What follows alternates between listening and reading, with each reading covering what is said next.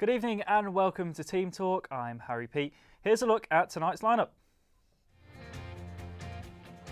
Highlights from the weekend's football.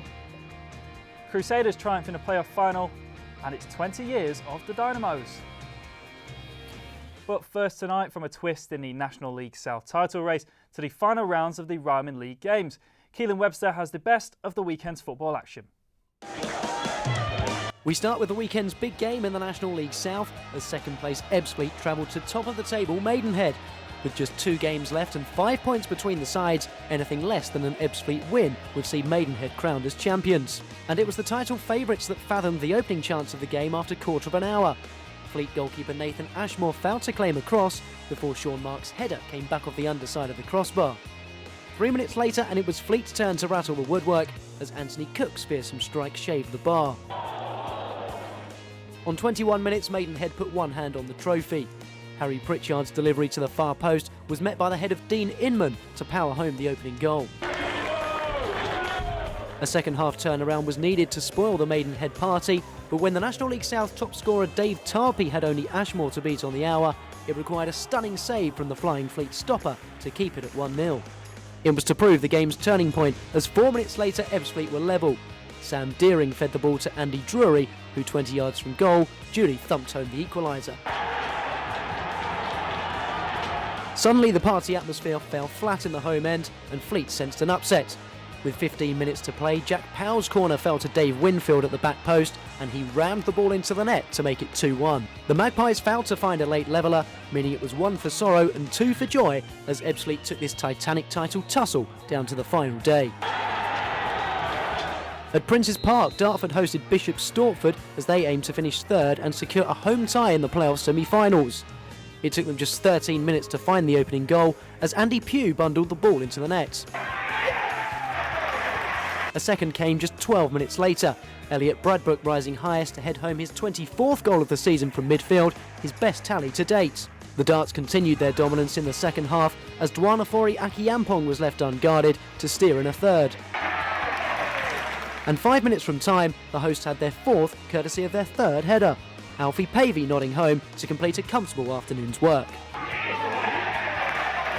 The only other result in the south saw already relegated Margate lose at Oxford. And Ebbsfleet will be hoping Margate can do them a favour next week as Gate host Maidenhead in the final round of fixtures. Due to Ebbsfleet's superior goal difference, a win at home to Oxford would be enough for the title unless Maidenhead can defeat their Kent counterparts. In League One, Gillingham's safety is not yet secured after they conceded another last-minute goal to lose 3-2 to Fleetwood on Saturday.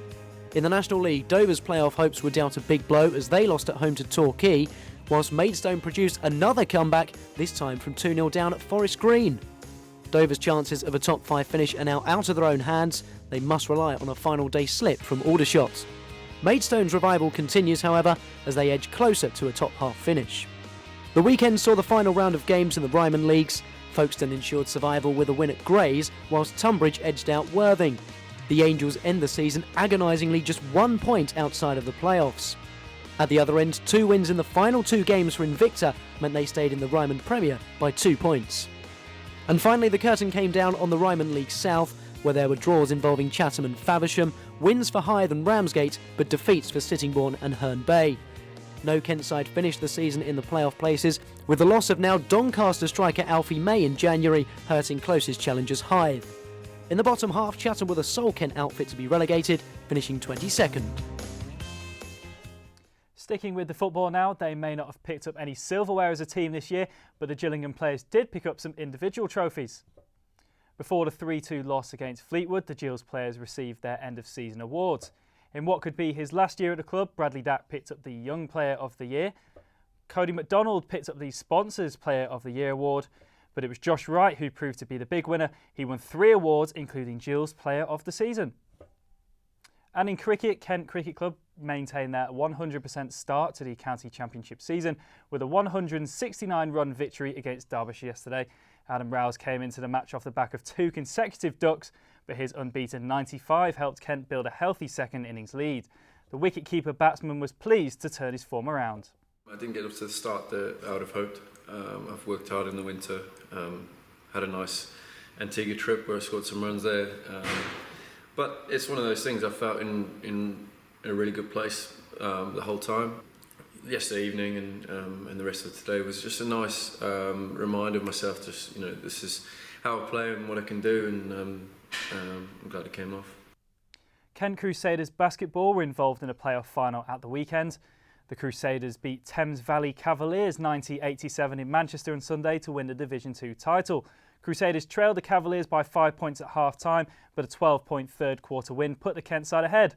They managed to hold on a win by 3 points. John Shadipo was the MVP on the night, picking up a double-double with 18 points and 11 rebounds.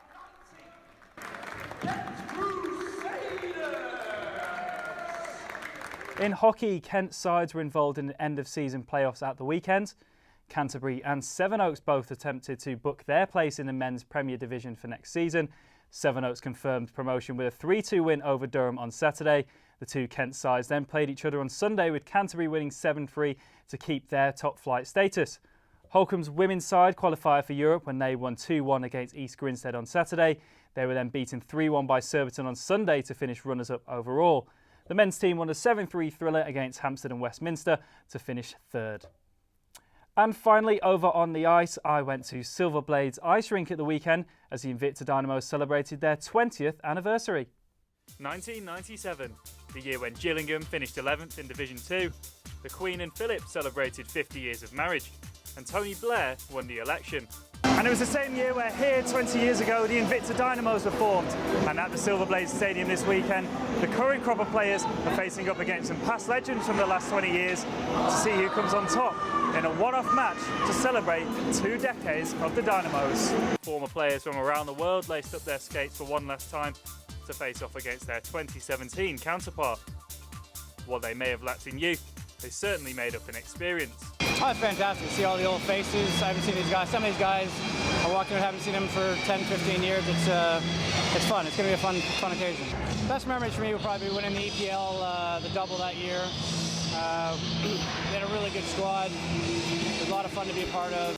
Also hitting the ice was current head coach Kevin Parrish and second highest point scorer Elliot Andrews. It's good to get all the boys back together again. It's been a long time coming. We're just going to go out tonight and have a little bit of fun and enjoy it, and hopefully put on a bit of a show for the fans. It's awesome. I mean, myself and Kev here, we're in the original team. And like you said, rolling back the years, 20 years, it's brilliant to see some of the guys again who we've not seen for a long time. With their heroes back in action again, it brought back some good memories for the fans. Presume winning the League Cup last year or a couple of years ago, so that was always pretty good. Sort of when they win the Cup here, it's always mad. Probably a couple of weeks ago when we won the playoffs, to be honest with you.